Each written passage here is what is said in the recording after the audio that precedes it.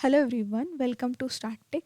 In today's video, we are going to discuss basic Spark interview question. So let us begin. So for today, we first question for today is like how many stages, how many tasks, or how many jobs will be created for the below code. Okay, consider this as a example. Like here we are doing a group by operation, and we are doing a action show. We are doing okay, so here how many, so at this moment you can pause the video and come back and see if your answer is correct. Okay, so the answer to this question is like number of jobs would be created based on the action.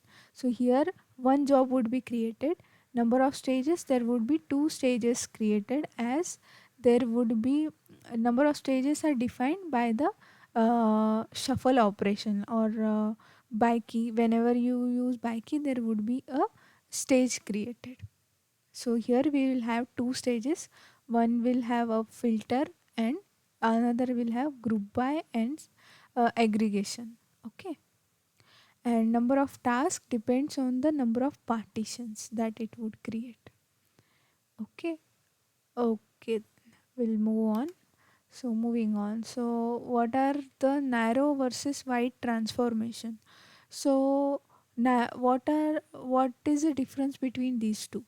So like if you do a group by or aggregate or some that kind of operation like group by and all, it would create a shuffle. So this that those kind of operations or those kind of transformation are wide transformation, and narrow transformation are those transformation which would create a one to one, like you can see in the diagram. So these are narrow transformations, basically like select or filter. Such kind of transformations are narrow transformation which don't cause shuffle for creating those transformation. Okay. Okay then. What is partition? So partition is a logical chunk of data frame that data splits into partition so that each executor can operate on the date on a single part, enabling parallelism. Okay, parallelization can happen. So it can partition, it can be processed by a single executor, core, or a thread. For example, if we have four partition, then it would have four executor or four cores or threads that would process your data. So that is called as partition in Spark. Okay, so you know RDD, right? RDD is resilient distributed data set, correct? So the question may be asked here is like, okay, then how is RDD resilient? So RDD basically is abstraction to create a collection of data. Resiliency, meaning it is fault tolerant. So basically RDD consists of three parts. It has dependency, it has partition, that is the data locality where the data is, then a compute function that you would do, like if you are doing a group by or aggregate or something like that.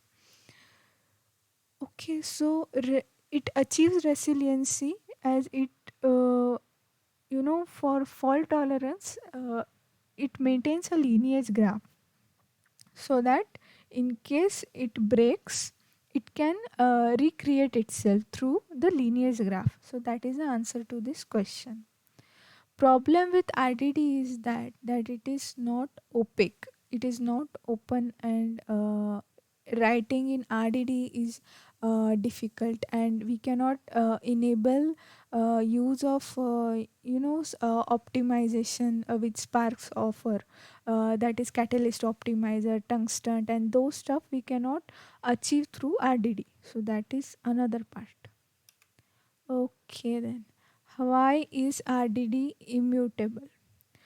So consider that if RDD was not uh, immutable, that means it was a mutable storage. Okay, mutable type. Then how will it achieve resiliency? Like, if each time it would change, then how would it achieve the resiliency and store the lineage graph? It won't, right? And also as it is distributed, so multiple threads are accessing the same data and operating. Okay, so immutability removes all these, and it sync ups between the node in the distributed environment. So that is the reason why it is immutable. Okay, okay, cool. What is the default partition in Spark? So this question may be asked, like if you are doing a group by in a data frame, and by default what is the number of partition it would create.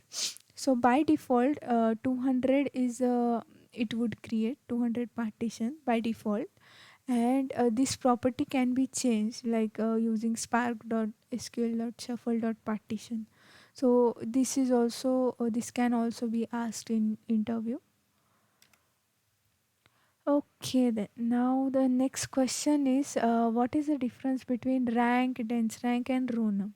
So consider below example, like we have a data, and here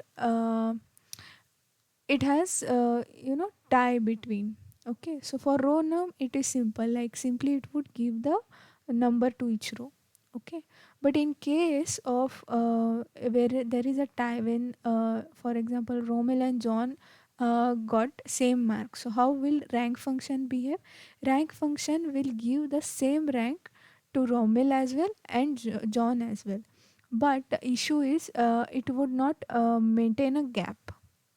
Okay, so for Romil it would give 3, and for John it would give 3, but it would skip 4. So when you have such a requirement that you want to have a gap, then you want to maintain a gap in a rank, then you should go for rank. And in dense rank, what happens in case of ties, there is no gap, like 1 2 3 3, same rank is provided, and for a mic it would be 5, whereas in rank it would not maintain a gap. So you should be able to answer this question, like a rank, in rank there is a gap maintained, but in dense rank where you don't want to maintain a gap. Okay, cool. Okay, then this is one of our favorite question. Like, okay, so we have RDD, we have data frame, dataset. When to use RDD and when to use dataset. So we also have a difference between these in our channel. You can check that out as well. On a high level, I would tell here, like if this question is asked in an interview, like it support data frame support schema. It has a type, it is typed as well as untyped. You can infer schema in a data frame, but the problem with the data frame is like when you do perform a action, or you do some group by and you do some aggregation, and if the data type is not correct, so it is identified at the runtime, not at the compile time. So that is the difference between data frame and a data set. Like data set is strongly typed, and you can validate it at a compile time, so it saves your time. Now as we have data frame and data set, then is RDD second class citizen, or we should not use it at all? No, the answer to the question is like RDD can be used when you have some legacy code or you want some tight control. Okay, tight control as in you want some custom partitioning, like if you have like employee code 1 2, and you want always employee 1 and 2 in the same partition. So in such kind of scenario you can use RDD, and this functionality won't be provided for a data frame or data set. Okay. Okay, cache versus persist. So when will you use cache and when will you use persist? This is a kind of question asked in an interview. So basically cache is what? Cache is memory only, and persist provide this below operation, below storage option. So that is memory only, memory and disk, memory only serialization, memory and disk serialization, disk only, memory only 2, memory and disk too of heap. So what are the different types and what does it suggest? So for your reference I have just mentioned this, so before going to interview just go through it. So what is memory? So what is in memory only option? So RDD is stored as a deserialized JVM object. Okay. Memory and disk, when memory gets full, the it spills into disk, and this is deserialized. In serialized option, memory only serialized and memory and disk. In this option, data is stored in serialized format, which is more efficient, but the only issue with it is like it is CPU intensive for read. And memory and disk, like when the memory gets full, it spills RDD into disk and computes it on the fly when it is required. Disk only, RDD is stored in disk, and memory only two, the memory only two and memory only two disk, these options are the same as above. Only difference is that it would replicate each partition to two cluster nodes.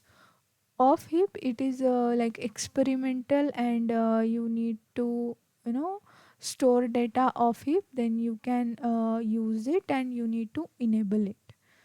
Okay, what is repartitioning versus Coalesce? This is also a most likely asked question. So, difference between two is that when you do a repartitioning, shuffle happens. When you do a Coalesce, shuffle doesn't happen, as it avoids shuffle. How it avoids shuffle?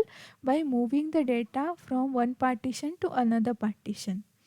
But the issue with this is data is queued in Coalesce, whereas in repartitioning data won't be Coalesce, and you can increase or decrease the number of partitions uh, in repartition, but in Coalesce you can only reduce the number of partition.